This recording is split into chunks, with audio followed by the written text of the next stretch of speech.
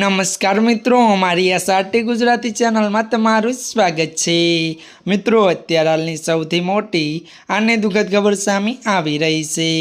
જી આ મિત્રો આપને જણાવી દઈએ કે વાયનાડમાં મૃત્યુઆંક 357ને પાર।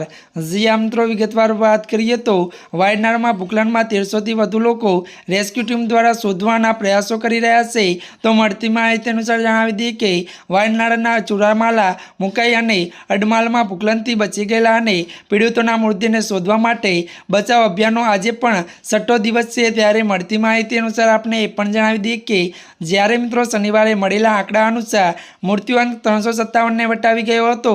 તો મળતી માહિતી અનુસાર જણાવી દઈએ કે વિવિધ હોસ્પિટલમાં દાખલ 518 લોકોમાંથી 209 લોકોને રજા આપવામાં આવી હતી અને મિત્રો મળતી માહિતી અનુસાર જણાવી દઈએ કે 148 મૃતદેહ ઓળખ કરવામાં આવી હતી। જી આ મિત્રો અત્યારની આ સૌથી મોટી અને દુઃખદ ખબર મળી રહી છે। ત્યારે મિત્રો આજના માટે આટલું જ। અમારી ચેનલમાં નવા હોય તો અમારી ચેનલને મિત્રો લાઇક, શેર અને સબસ્ક્રાઈબ કરી દેજો।